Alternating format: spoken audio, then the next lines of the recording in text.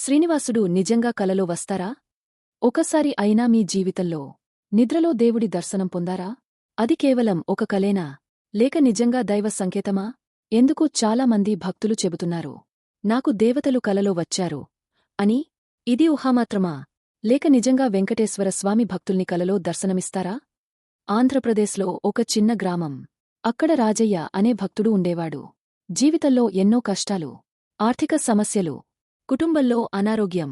ప్రతిరోజూ రాత్రి ఒకే ప్రార్థన, గోవిందా, నా కుటుంబాన్ని కాపాడాలి స్వామి. ఒక రాత్రి అతనుగాగ నిద్రలో ఉండగా ఒక వెలుగు. ఆ వెలుగులో తిరుమల శేషాచలం కొండలు. ఆ కొండల మధ్యలో దివ్యరూపం. స్వామి ఆశీర్వదిస్తూ, భయపడవద్దు, నేను ఉన్నాను అన్నట్లుగా చేతిని ఎత్తారు. రమేష్ ఒక్కసారిగా లేచాడు. హృదయం నిండా ఒక అపూర్వమైన శాంతి. కొన్ని రోజుల్లోనే అనుకోని సహాయం. కుటుంబ ఆరోగ్యం మెరుగైంది. ఆర్థికంగా కూడా మార్పు వచ్చింది. అతను ఒక్క మాట చెప్పాడు, అది కల కాదు, అది స్వామి కరుణ. భక్తి అంటే ఏమిటి? పూర్తి విశ్వాసం. మన హృదయం ఎంత శుద్ధిగా ఉంటే దైవ అనుభూతి అంత దగ్గరగా ఉంటుంది. తిరుమల వెంకటేశ్వర స్వామి దగ్గరికి వెళ్లలేకపోయినా మనసులో పిలిస్తే చాలు అంటారు భక్తులు.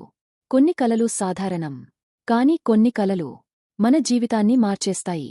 స్వామి దర్శనం కలలో రావడం అంటే భయం పోవడం, మనస్కు ధైర్యం రావడం, ఆశ కలగడం. శాస్త్రం ఏమంటుంది? మనసు ఎక్కువగా ఏ విషయాన్ని ఆలోచిస్తే అది కలల్లో కనిపిస్తుంది. అంటే మీరు ప్రతిరోజూ గోవింద నామస్మరణ చేస్తే స్వామి రూపం కలలో రావడం సహజమే. కాని ఎందుకు కొన్ని కలలు చాలా స్పష్టంగా, నిజంగా జరిగినట్లుగా అనిపిస్తాయి?